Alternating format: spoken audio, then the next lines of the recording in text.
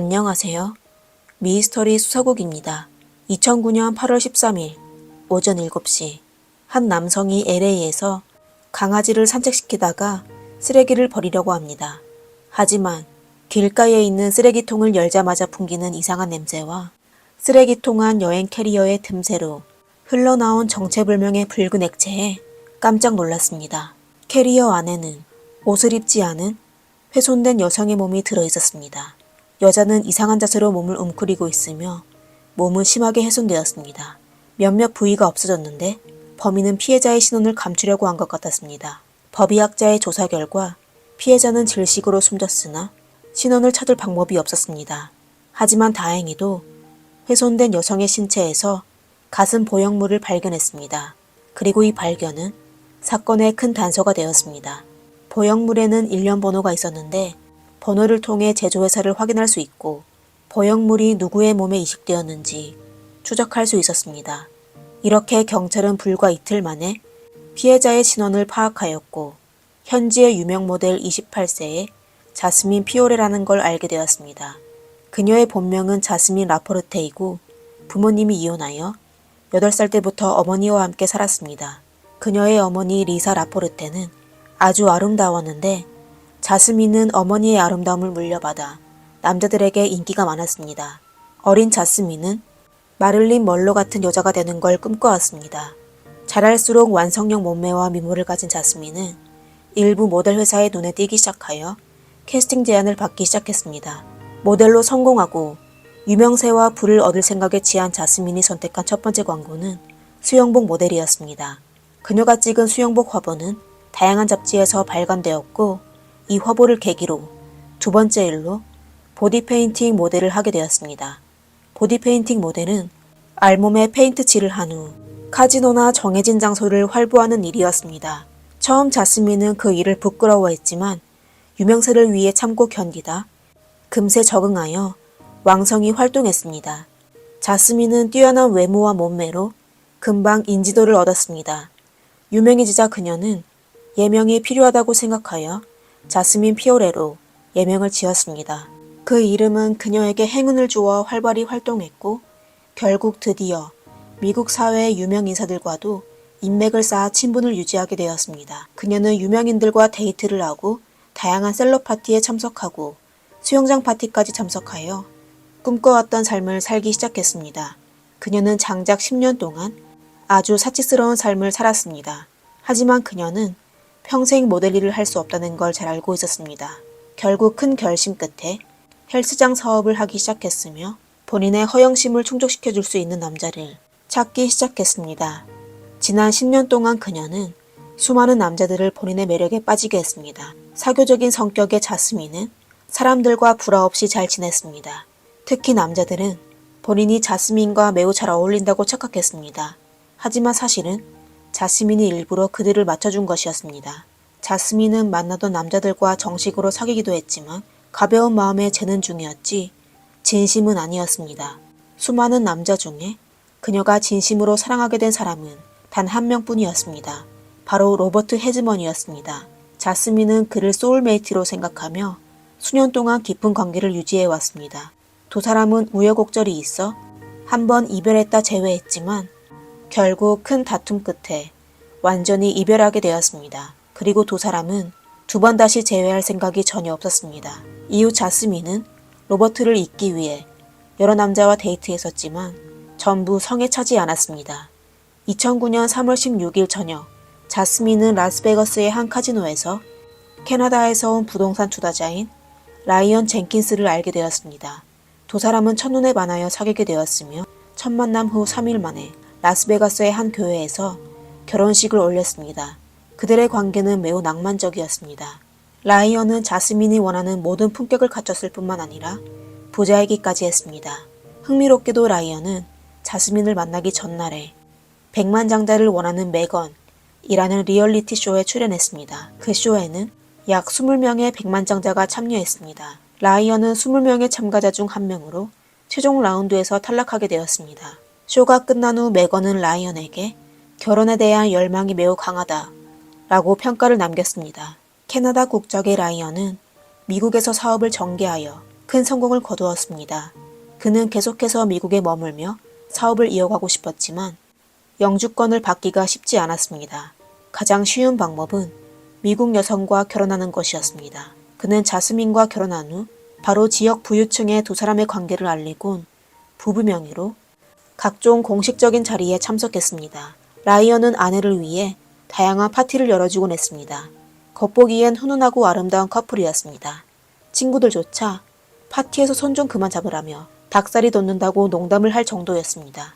하지만 모두가 부러워했던 손잡기는 자스민에게 아주 괴로운 일이었습니다. 자스민의 일은 여러 잡지에서 노출 화보를 찍는 것인데 그 잡지의 잠재적 고객은 당연히 그녀의 아름다움에 빠지게 된 남성들이었습니다. 하지만 그건 라이언에게 용납될 수 없는 일이었습니다. 두 사람이 사교 행사에 참석할 때마다 자스민은 항상 모든 남자의 관심을 끌게 되었습니다. 그들은 항상 자스민과 대화를 하고 스킨십을 했었는데 라이언을 더욱 화나게 만들었습니다. 라이언은 미국에 친구가 거의 없어 자스민을 만난 후 그는 거의 자스민과만 시간을 보냈습니다. 하지만 자유분방한 인싸 자스민은 종종 혼자서 친구들을 만나러 가곤 했죠.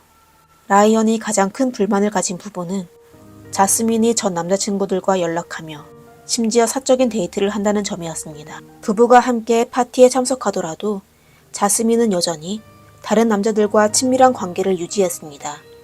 한 번은 파티에서 자스민은 데비라는 남자와 수영장 옆에서 키스하고 있는 모습을 라이언에게 들켰습니다. 그때 라이언은 이성을 잃고 질주해 자스민의 목을 잡고 그녀를 수영장으로 밀었습니다. 결국 라이언은 가정폭력 혐의로 자스민에게 고소당했습니다. 이 사건으로 부부의 관계가 무너지기 시작했습니다. 자스민은 계속하여 남자들과 만남을 이어갔으며 라이언을 속이기 시작했습니다. 결국 자스민은 라스베가스 아파트에서 나와 로스앤젤레스에 있는 아파트에서 살기 시작했습니다. 자스민의 친구들은 자스민이 그런 자유로운 삶을 아주 만족해하며 라이언이 그녀를 떠날 수 없다는 걸 즐기고 있다고 했습니다. 라이언은 자스민의 바람에 오랫동안 지쳐있다.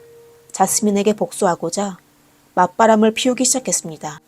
그러다 어느 날 라이언은 아내가 집에 도착할 시간에 맞춰 내연녀와 자스민의 아파트에서 관계를 나누다가 들키게 되었습니다. 자스민은 결국 이혼을 통보했고 라이언은 아주 당황해했습니다. 그는 미국 국적을 가진 아내가 필요했습니다. 그래야 합법적인 신분으로 미국에 남을 수 있었기 때문입니다. 그 사람이 누구든 상관없던 라이언은 메건을 찾아갔습니다.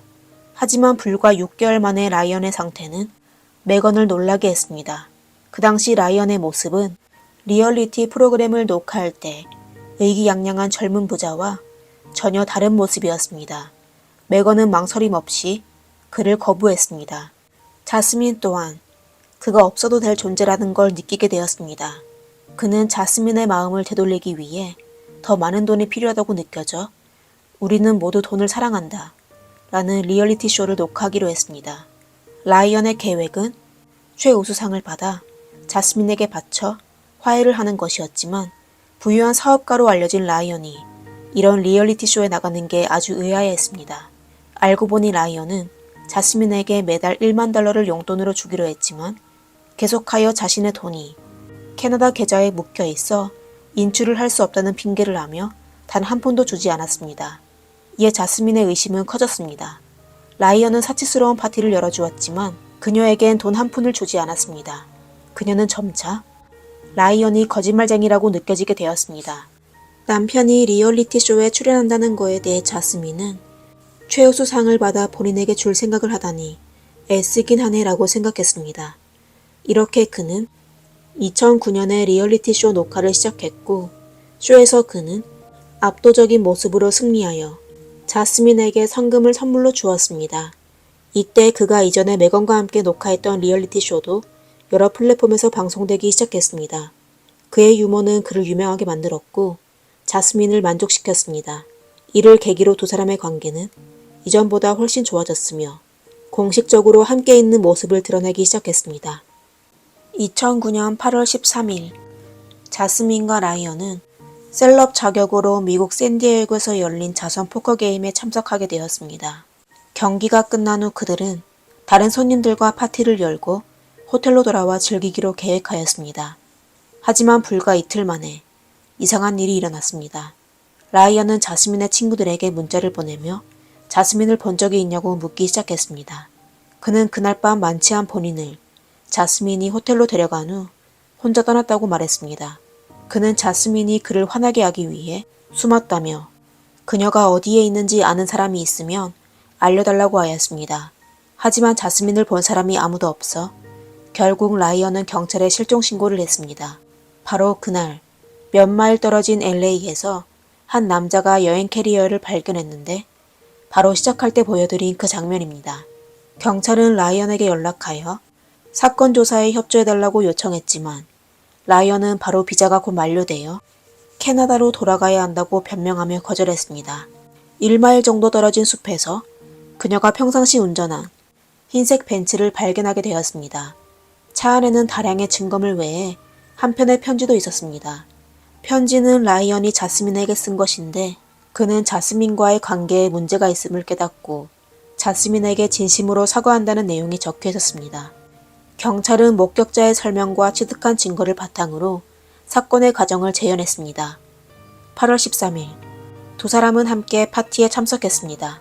라이언은 파티 이후 사과 편지를 전하려고 계획했지만 자스민은 이를 받아들이지 않아 두 사람이 다투게 되었습니다.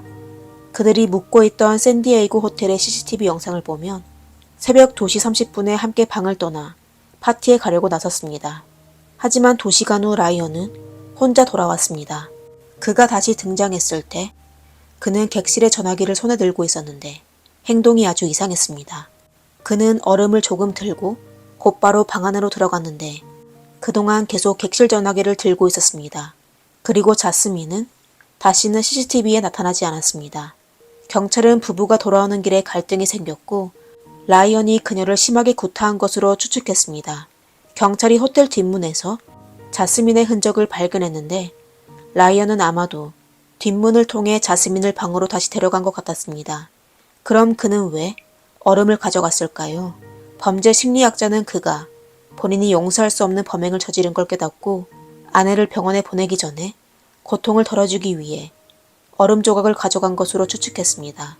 그리고 그가 객실의 전화를 들고 있는 건 자스민이 경찰에 전화하는 걸 막기 위해서입니다. 그는 아마 아내에게 용서를 구하면 그녀가 본인의 행동을 용서해 줄 거라고 생각했던 것 같았습니다. 하지만 자스민의 성격상 남편의 잘못을 용서해 줄 리 없었습니다. 이에 따라 라이언은 자신의 범행을 숨기기 위해 아내의 목을 졸라 숨지게 하고 사건 현장을 정리한 것입니다.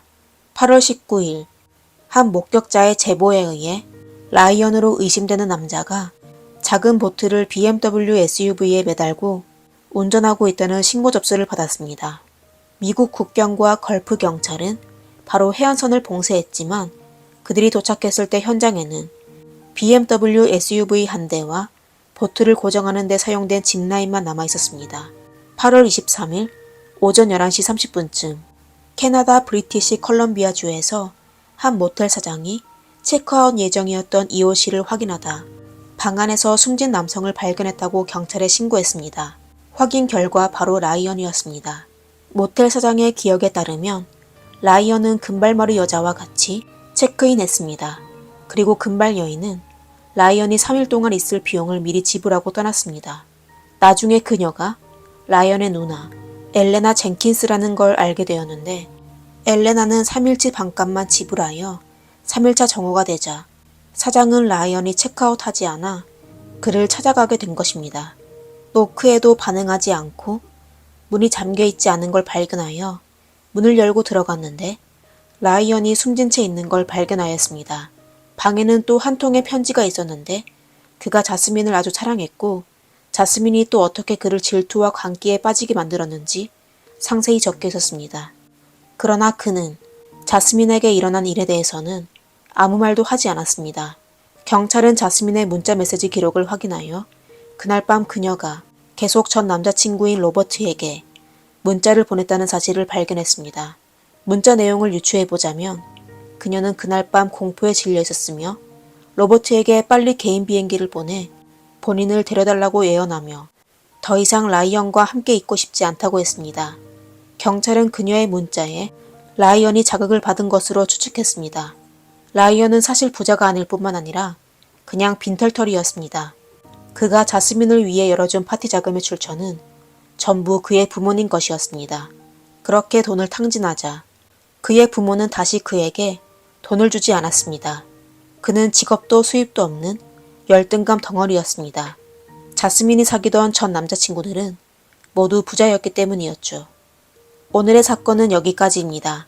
여러분의 의견을 아래 댓글란에 남겨주세요. 다음 영상에서 뵙겠습니다. 감사합니다. 미스터리 수사국입니다.